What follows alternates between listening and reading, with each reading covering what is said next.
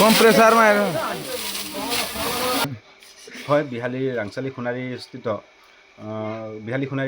বিহালীত ৰাংচালি সোণাৰী গাঁৱত লোহিত ভট্টাৰায়ৰ বাসগৃহত আজি ঘৰৰ কাষতে ৰাখি থোৱা খেৰ মেজিত আকস্মিকভাৱে জুই লাগে আৰু সেই জুইত ঘৰৰ জুইখিনিতো খেৰখিনিতো নষ্ট হৈছে লগতে একদম ঘৰৰ কাষতে থকাৰ কাৰণে এক ত্ৰাহিত মধুসূদন কৰি ৰাইজৰ মাজত এটা সন্ত্ৰাসৰ সৃষ্টি হয় আৰু সেই সময়তে ফায়াৰ ব্ৰিগেডক আমি কল কৰিছোঁ জুই নিৰ্বাপক বাহিনীক আমি খবৰ কৰিছিলোঁ আৰু তেওঁলোকে তাৎক্ষণিকভাৱে আহি আমাৰ মাজত উপস্থিত হৈ সেই জুইখিনি নিৰ্বাপন কৰাত যথেষ্ট সহায় কৰিলে তাৰ বাবে আমি গাঁওবাসী হিচাপে বিশেষকৈ গাঁওবাসী হিচাপে আমি অগ্নি নিৰ্বাপক বাহিনী তথা পুলিচ প্ৰশাসনক আমি ধন্যবাদ জ্ঞাপন কৰিছোঁ আৰু এনেধৰণে অগ্নি নিৰ্বাপক বাহিনীয়ে আগন্তুক দিনত ৰাইজৰ সেৱাৰ্থে কাম কৰি যাওক তাকে আমি কামনা কৰিছোঁ।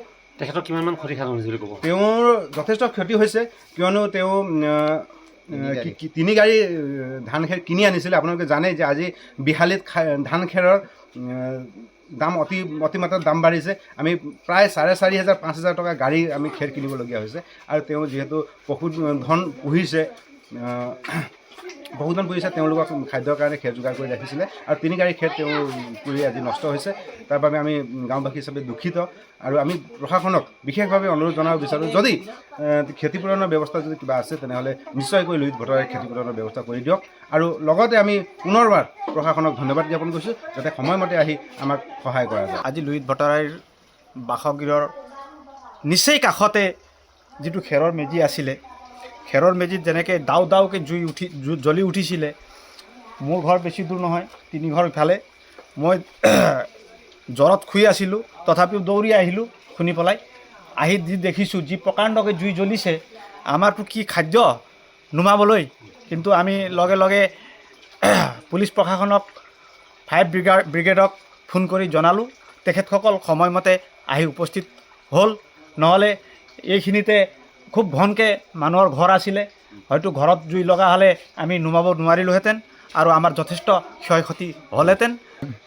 হয় বিহালী ৰাংচালি সোণাৰী স্থিত